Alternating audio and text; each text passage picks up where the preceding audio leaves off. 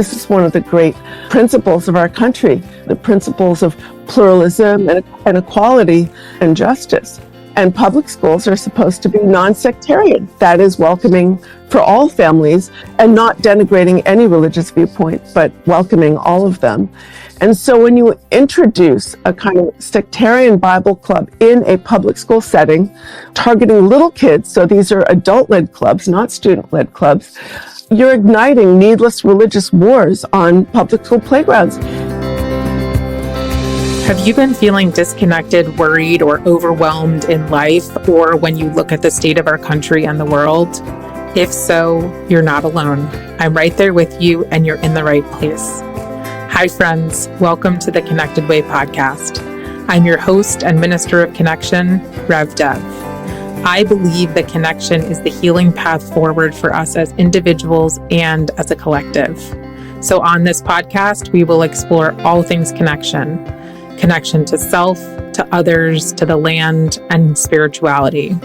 But specifically in season 1, we are looking at the coming election through the lens of connection, how we can get informed and involved in politics and this election in digestible and engaging ways, how our spiritual and cultural beliefs and values intersect with and inform politics, how this election fits in with the larger evolution of our society, and how we can actually connect with people in these polarizing times. I know that connection has the capacity to move the needle in this election and in our individual and collective evolution. May it be so. Let's get into it. So, Katherine, your work focuses a lot on related to the separation of church and state. Why is this something that you're passionate about? How did you come to focus on these issues? I came to this topic through a deeply personal experience. In 2009, I was living in Santa Barbara, California. My daughter was 5 or 6. My son was a baby. And I learned from another mom that a Good News Club was coming to our public elementary school. Now, Good News Clubs are designed to convert children in their very earliest years of learning, often kids who are too young to read, into a deeply fundamentalist form of evangelical Christianity. They target kids with books, with pictures and shapes and no words, and they use these tools to teach these kids that they're going to go to hell if they don't follow the religion of the club and their families don't attend the right kind of church. So often they'll lure the kids into the clubs with candy or snacks, and they really confuse these little kids into thinking that their public school endorses the religion of the club, because little kids can't make a distinction between an activity that's taking place in their school and one endorsed by their school, taught by adults. They think if it's happening in their school, it must be true. Public schools have a kind of cloak of authority in the minds of young children especially, but also in the perceptions of the community, because they're public. So I was really astonished to learn that there were like thousands of these clubs operating in public elementary schools around the country. And they frankly seemed wildly inappropriate in a diverse public school setting. Because like in our public school, the arrival of the club was deeply divisive. A lot of the evangelical parents actually didn't want the club in the school. They met with the Good News Club leaders. This is really interesting. They met with the Good News Club leaders. They said, you're just not right for our school. We too are evangelical. We believe in the Great Commission. So they offered the Good News Club leaders space in the evangelical church that was literally next door to the school. It's a Montecito Covenant church, beautiful church, gorgeous space. And the Good News Club leaders declined. And that really set off alarm bells. I thought, why don't they want to be in the church? Why do they need to be in the school? And then how are these clubs legal and possible, given our constitutional principle of church-state separation? So basically, the more I learned about these clubs and the movement behind them, the more concerned I became. So I was really stunned by the legal strategy that had taken place over 15 years that had allowed these clubs to be placed in public schools in the first place. I published a book about that in 2012. And over the years, just keep digging. I discovered that, Good News Clubs are one part of a larger attack on public education. And the attack on public ed was really just one small part of a larger attack on America as a modern constitutional democracy. I mean, this is one of the great principles of our country, the principles of pluralism and equality and justice. And public schools are supposed to be non-sectarian. That is welcoming for all families and not denigrating any religious viewpoint, but welcoming all of them. And so when you introduce a kind of sectarian Bible club in a public school setting, targeting little kids, so these are adult-led clubs, not student-led clubs, you're igniting needless religious wars on public school playgrounds. And we saw that in Santa Barbara, where a little girl we knew named Zoe was targeted by her 6-year-old classmate, Ashley, who was attending a Good News Club, and says, had figured out that Zoe was like the only member of religious minority in her class, and said, "Oh, you're going to go to hell because you don't believe in Jesus." Here's the interesting thing. Zoe said that's not true. And then the teacher sort of overheard the exchange. Yeah, well, she's like 6, and she's like, that's not true. The teacher overheard the exchange, and she explained to the kids, she's like, let's use this as a teachable moment. Different religions have different views about these different things. Now, Zoe was fine with this, right? But the other little girl, Ashley, she was devastated. She was attending the Good News Club, and she started to cry. She said, I know it must be true because they taught to me in school, and they don't teach things in school that aren't true. And that gets to the heart of the problems I have with the Good News Club. Like, I don't have a problem with kids talking about faith and religion in public schools with their friends, but I do have a problem with an adult-led club coming into the public schools and confusing little kids into thinking that their school endorses a religion and then using that false, that misperception to bully their peers. And so that was the thing, the other thing besides the sort of, why don't they want to be in the church? Like, it's gorgeous church after school. Why don't they want that free and better space? Why do they need to be in our second-rate auditorium? But it was a very interesting experience. For sure. Yeah, I bet. My mom actually, growing up, she had one of her best friends told her that she was going to hell. And my mom still talks about it. And it's just a terrible thing. And I mean, that's something that's a whole other conversation, but I definitely can understand. And especially to have it come from a school just doesn't make sense, especially given our Constitution. So thank you so much for explaining your background with it so that we can ground into your experience. Yeah. Sure. I mean, after I sort of became alert to the issues with the Good News Club, I spoke to a lot of parents whose kids went to school with Good News Clubs. And one mom said to me, who's Catholic, she said, I sent my daughter to the Good News Club because they market themselves as just free and fun and Bible stories. And, like a lot of people are on board with that. They don't sort of really understand what the Good News Clubs are really doing. And she said, my daughter came home and said, Mommy, we're going to go to hell because we don't go to the right kind of church, because we go to a Catholic church. I mean, a lot of families, when I was doing my research for that book, I went to their national convention and I heard Good News Club leaders boasting about how they'd gotten into what they called like satanic churches or New Age churches, which are like United Methodist churches or Congregationalist churches, faith orientations, which they described with contempt, So this is a group that, represents, it's not non-sectarian or pan-sectarian. Has a very particular orientation. If anybody doubts that, just go read their statement of faith. Got it. Okay.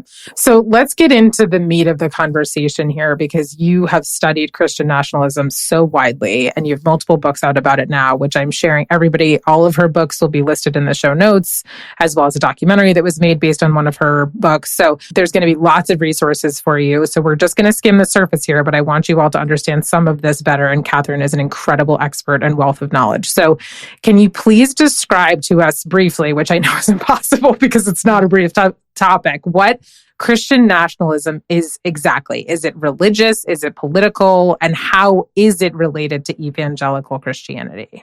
Well, let's talk about what it is and what it's not. Okay, so it is not a religion. Right. It's not Christianity, but it does exploit religion for politics and power. It is an anti-democratic political ideology as well as a leadership-driven, organization-driven political movement. So there are two pieces to it. It's really the mindset, and then there's the machine. And I would say the mindset rests on this ideology that America was founded as a Christian nation. Our laws should be based on a reactionary reading of the Bible. And the mindset has other features like a sense of catastrophism. The idea is was once great, but now is under threat by liberals and secularists. We're on the edge of the apocalypse. Everything's going to hell, right? The second element of that mindset is a sense of persecution. It's the conviction that the most persecuted group in America are God-fearing, white, conservative Christians, and they are coming after us, which is kind of astonishing because there are no, frankly, other groups that seem so intent on forcing their way into forcing their religion on the rest of society. But, that persecution complex is real and very important to the cohesion of the movement. A third element, of course, is it's very fear-based. It's very fear-based. And then there's this kind of those two things lead to this affinity for authoritarian leadership. Basically, this is a group that falls for the promises of an authoritarian strongman who is going to, defeat the woke or secular or whatever enemy by any means necessary. And it becomes very anti-democratic in this sense. It's like this idea that, if you just allow all Americans to have the legitimacy of vote, and if you have equality, America's going to go to hell. And so they want a strong man who is willing to suspend the rules of our democracy and, in fact, eliminate democracy itself. In this way, it becomes very deeply anti-American. I mean, it's really sad. This is a movement that wraps itself in the flag and dresses in red, white, and blue. But they really are, do not believe in the principles of equality and justice, rule of law, and the institutions upon which our democracy depends. And, the mindset is really easily exploited because this is, again, a leadership-driven movement. You have this leadership cadre raising huge amounts of money, stoking these anxieties, and then cashing in on them. So I know we're going on for a bit, but, let's talk for a minute about the machinery of the movement. It's as strong as it is because of 5 decades of investment in infrastructure in the different organizational components of the movement. There are policy groups, legal advocacy organizations, a far-right messaging sphere, very frankly sophisticated data initiatives and other elements. So in election cycles, the movement functions in part as a giant voter turnout machine. And then there's sort of pastoral networks. I watched God and Country, which was so fascinating. And I actually put out a video, like, you need to watch, everybody needs to watch this. If you don't have time to read a book, like, watch this documentary. It is so important. But one of the things that was super interesting to me was understanding that this machine that you're talking about is very scary because they are a minority. Christian nationalists are a minority, but they basically get every single person to vote. Yeah. I mean, in a country where 40 to 50% of people don't bother to vote, and then you have, thanks to, race-based gerrymandering and voter suppression tactics. Yeah. I mean, it's really hard when you got a lot of people who don't vote, and then you have unfair voting maps and things like that, or voter suppression tactics. If you can get like 90% of your congregation to vote, and you're in like a deeply fundamentalist congregation, or the movement is actually not just points to something else we spoke about earlier. The movement is not just about evangelicals. The movement would be nowhere without a cadre of ultra-conservative Catholic leaders. It draws new energy from Pentecostal and charismatic Christian movements, some segment of those. And the movement has supporters who are Jewish and many who are not even Christian at all. When you look at the funders of the movement, some of them, frankly, seem quite atheistic. They seem to worship nothing more than money. And what they're really after is far-right economic policies that are going to, justify and intensify their extraordinary wealth.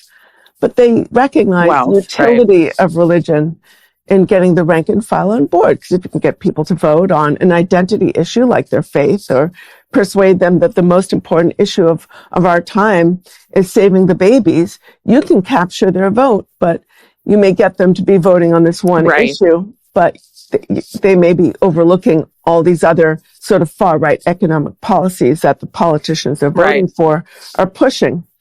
And, I just want to say something that I think is really important. This is a movement that claims to stand for the honor and dignity of the American family. And yet they're pushing support for far-right politicians whose economic policies are making it so much harder for so many American families to succeed. They're degrading rights for the workforce. They're eliminating workforce protections. They're eliminating and degrading healthcare access. They're weakening public education. This is where 85% of Americans send their kids to be educated.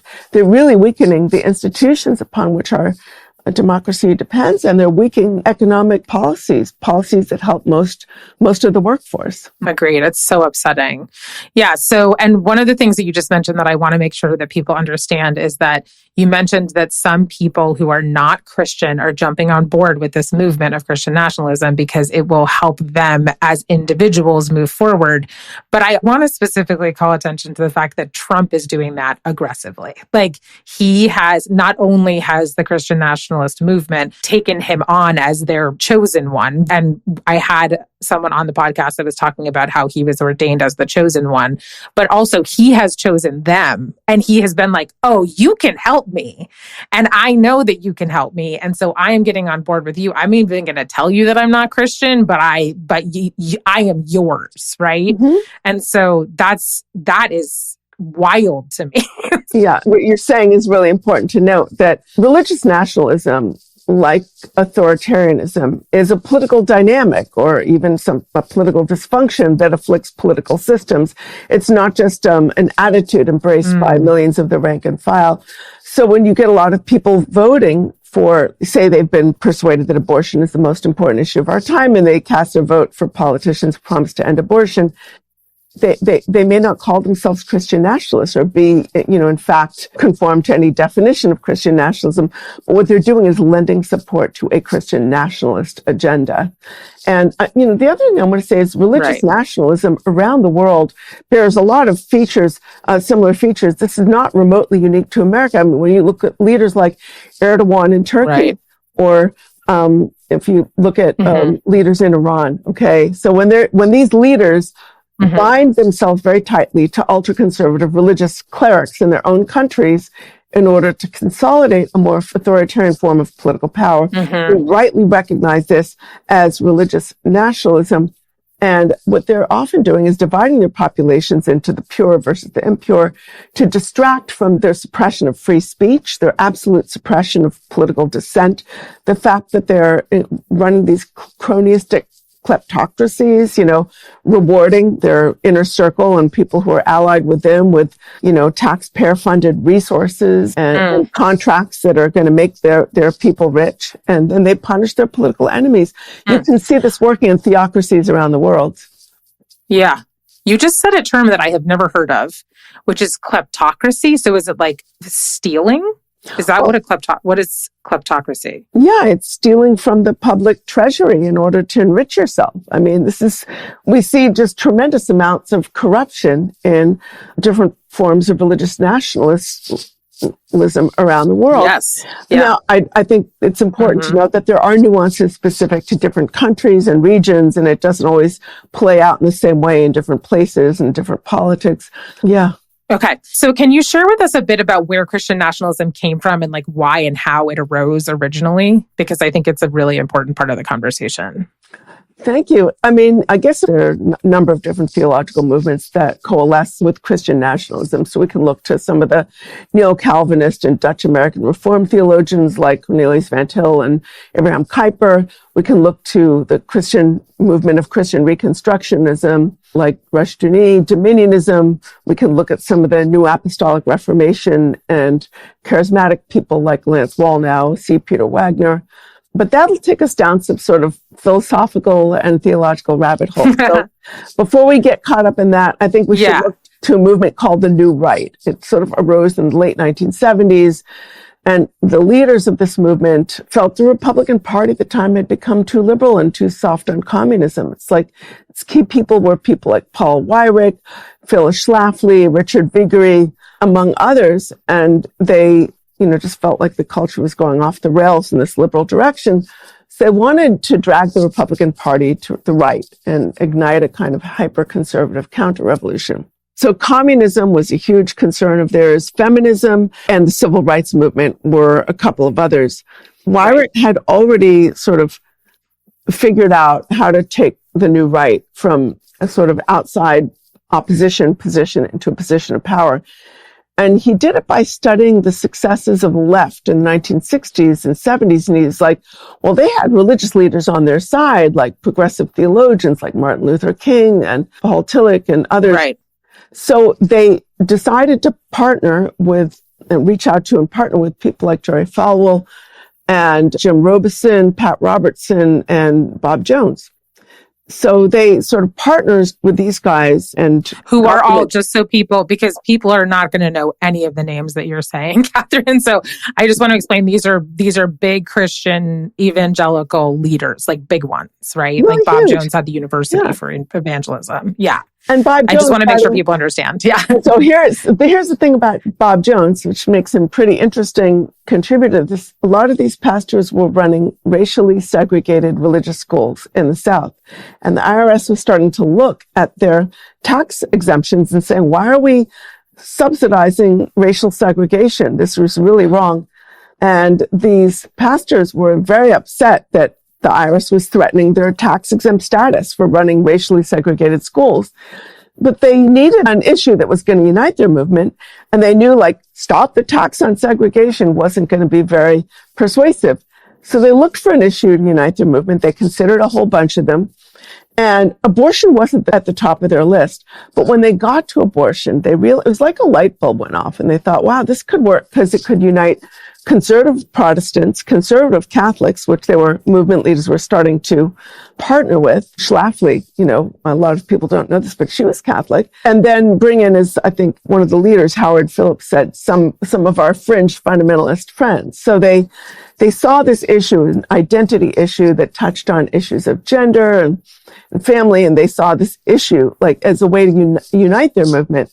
And so over time, they purged pro-choice voices from the Republican Party. And that was not an easy task. It took about 15 years. It took a lot of work to do that, because at the time that Roe versus Wade passed, most Protestant Republicans were in fact pro-choice.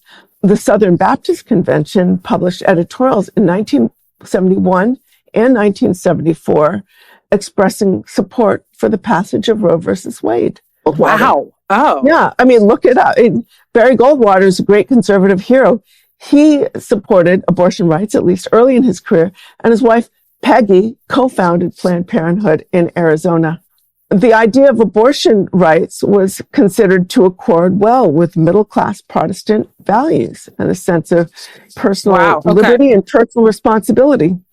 But people forget that. I mean, there's a great book that Phyllis Schlafly wrote called, anybody doubts this, read Phyllis Schlafly's book. It's called How the Republican Party Became Pro-Life.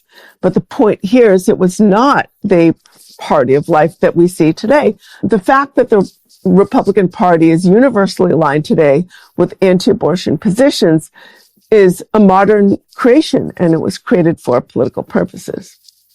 Wow. Okay. That's fascinating. And I will put that book in the show notes for everybody. It's really interesting to me. And in God and Country and in your books, I know you talk more about how basically there's been political strategy, like aggressive political strategy that has been utilized over decades to build up to this point and to really look at the issues that are going to get the most sway and are going to have so it's a political strategy and not a religious belief that's driving this machine. And I think that is such an important distinction for people to understand, because it looks like it's religious belief, but it's actually political strategy completely, like fully. And there are entire media networks based on this. It involves religion because it involves, of course, the exploitation of religion, but it also brings together a lot of sort of denominations and ideologies, not all of them mutually consistent.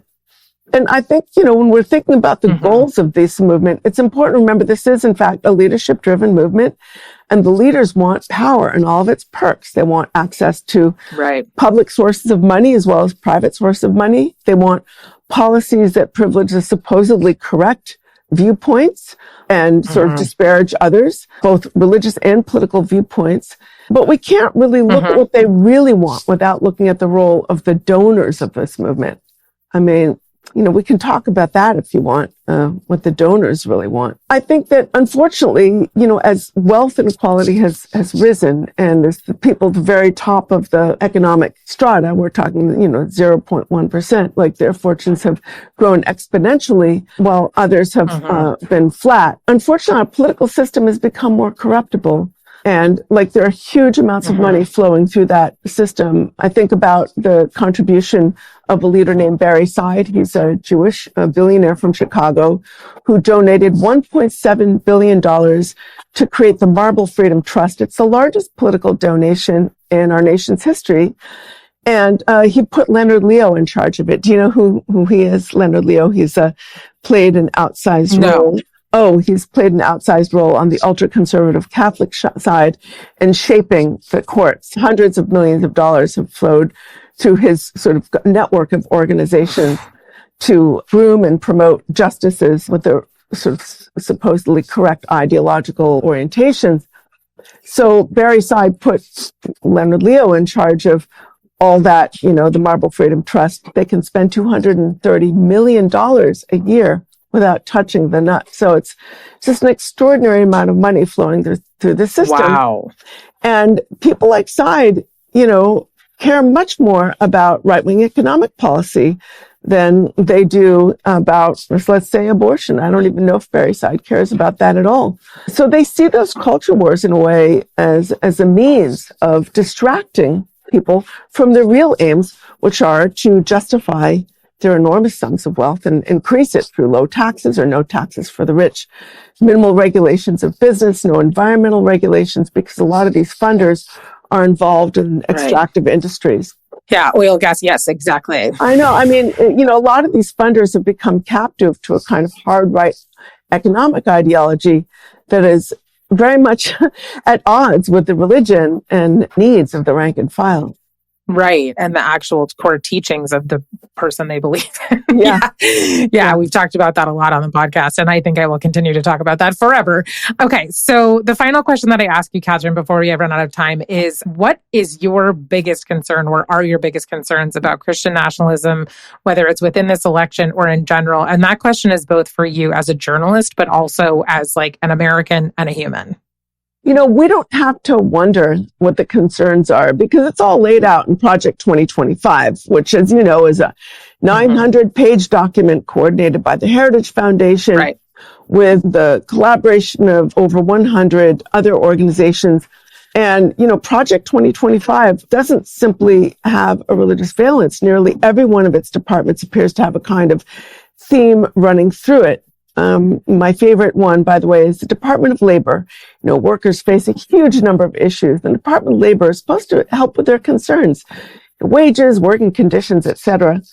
But the Heritage Foundation's labor guy starts with the Bible and the need to make sure workers don't get abortion coverage or health care coverage of any kind that offends religious conservatives. I mean, one of the biggest concerns, I would have to say, is that Project 2025 leaders want to fire up to 50,000 federal employees and replace them with MAGA loyalists, and who are not going to interfere with dear leaders' desires. I mean, that's definition of autocracy.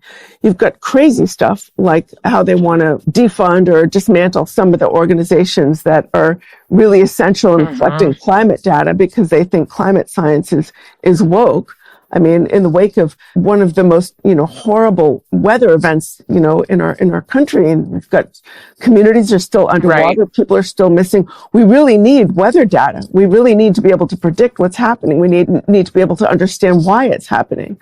So, an entire area, a huge area of science and all of that research is just dismissing it as woke and saying we have to banish this from every federal agency. It's just lunacy. Yeah. Yeah, no, it's wild. So thank you so much. And Katherine, is there anything that you recommend that people do in order to help prevent this, movement? Is there anything that we can do to stop the movement in any capacity, or is it just getting informed? Like, are there any takeaways that you want listeners to hear? Yes, absolutely. I mean, I think that there are things we can do as individuals, and there are things we can do when we join together with others. I would say that we should be encouraged because we, that is those of us who believe in democracy and its principles, are in the majority of this country. We just need to act like it. I mean, this is a movement that just has the power it does because it turns out the vote in disproportionate numbers. So voting is really important, not just national election cycles, but local voting is really important. It's really important to vote down ballot. It's really important to engage in initiatives that protect the right to vote, that protect people's civil rights. I don't think we can know what's happening in our country until we are educated. So I think educating others about this threat in our midst is really important. Doing what we can to counter disinformation, having those challenging conversations in our own families and circles, but even more important than that, helping to turn out the base of voters who want to preserve our democracy. And here's the other thing, I think that we need to remember that the person who agrees with us 80% of the time is not our 20% enemy. That's our 80% friend. And so this is some sort of paraphrasing Ronald Reagan here. But remember, this is a big, noisy democracy. We're not all going to get everything that we want. And that's okay. It's like being in a big family where you're not always going to get everything you want. But if you get, if you can agree, find things that you agree upon, agree in the legitimacy of our Constitution, our democratic principles of equality, pluralism, justice, and rule of law. I think those are really important principles to agree upon. Agreed. And also get informed on the actual policies of the people that you're voting for, right? Yeah, not just exactly what you're hearing, not just what you're hearing from other people, but like get informed on what are they actually going to decide to do about taxes, or like how are they going to help the middle class? Or they're trying to distract us with all kinds of culture war issues that frankly don't affect most Americans. And if they get you focusing on this thing over here, you're not focusing on, they're trying to take away your health care. They're trying to shut your factory. They're trying to... Such as immigration. Every country, by the way, deserves to have, needs an immigration policy. And I think that's fine. But we got to ask 100%. Why did this bipartisan immigration bill, a very strict bill, sponsored and championed by Democrats, why did it not pass? James Lankford, a conservative Republican, joined in to try to get it to pass. And Donald Trump said, don't pass that bill because I don't want Democrats taking credit for anything. So when they talk about immigration, they want to say Democrats want open borders. That's absolutely not true. So just education is really important. Knowledge is power. Yeah, absolutely. Well, everybody, knowledge is power, and Katherine Stewart has an immense amount of it. She's written many books. In 2012, she wrote The Good News Club, and then there was The Power Worshippers, and then her new book is going to be Money, Lies, and God, and then she has other books as well about other topics. She is just a wealth of information, and you can also watch God and Country, which is based on her book called The Power Worshippers. So read the book, listen to the book, or at least watch the documentary, God and Country. It is so helpful to understand what is going on with this movement, why your friends and family have totally different versions of reality than you do, and in getting informed. And then please, please, please help get out the vote, because that is what is going to make a difference. And Katherine, thank you so much for being here. Everybody, you can connect with Katherine on Twitter, and I will add her handle into the show notes. But just in case you want it now, it's Kath, Kaths, and then Stewart, Stewart. Katherine, thank you for taking the time to join us. We know you are busy, and we really appreciate it. It's a pleasure, Devin. Thank you so much. Thanks for joining me for this episode of The Connected Way. You can find all the resources mentioned in the show and even more resources in the show notes and on the podcast page at theconnectedway.com/podcast. Before you go, a note about sponsorship. This podcast is currently sponsored by me, Rev Dev, and you, the listeners. If you're interested in supporting the podcast and the work of The Connected Way, enhancing individual and collective connection to self, others, the land, and spirituality, you can donate on the podcast webpage. There is never any pressure or expectation, But if you feel called to support the work, any contribution of any amount helps, as do your good thoughts. And finally, I'd love to hear your biggest takeaway from today's show. What inspired you? What surprised you or made you think? Let me know by posting a comment on any of the posts or DMing me on Instagram, or of course, you can always send me a message on the website. Thanks again for being here, friends. May this podcast bring more connection to you and the collective. And so it is. See you next time.